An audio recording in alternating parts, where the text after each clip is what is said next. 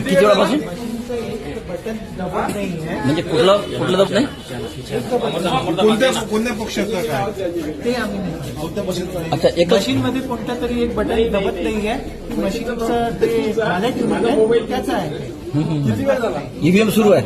EVM व्यवस्थित सुरू आहे. आता म्हणजे सगळं व्यवस्थित सुरू होतं. एक कॅन्डिडेट आला त्याने बटन प्रेस केलं ते प्रेस होणार आहे. तर आम्ही स्टॉप करून दिलेला आहे. बॅलेट युनिट चेंज केलं तर त्यांना पुन्हा आपण ठीक आहे. साधारणतः किती वेळ झाला? 5 मिनिटं. पाच. ठीक आहे. आणि तुम्ही कळवलं का तसं? हो आम्ही कळवलं झेडो येत आहे. ओके ओके ठीक मशीन घेऊन येतील ते मतदान युनिट ते चेंज करून आहे. हे बॅलेटमध्ये फरक आहे. ईव्हीएम ज्याला आपण बटन दाबतो तेच ना ईव्हीएम मशीनमध्येच निघालं. हा बॅलेट युनिट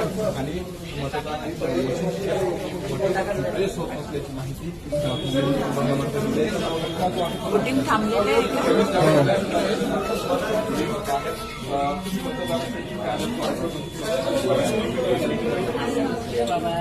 अमरावतीमध्ये मतदान मशीनमध्ये जो आहे तो तांत्रिक बिघाड आलेला आहे.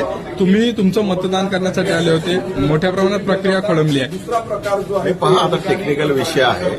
प्रगती स्कूलमध्ये राधानगर या ठिकाणी रूम नंबर 3 मध्ये तो तांत्रिक मशीनचा बिघाड झालेला आहे. मला असं वाटतं की 5-7 मिनिटांमध्ये किंवा 10 मिनिटाच्या आतमध्ये बंद होतील. सकाळी असल्यामुळे खूप काही अशी गर्दी नाहीये. पण निश्चित जे काही मतदान करण्यासाठी लोक आले त्याला थोडासा आज सहन करावा लागतो. पण तातडीनं मला असं वाटतं प्रशासन कारवाई करेल.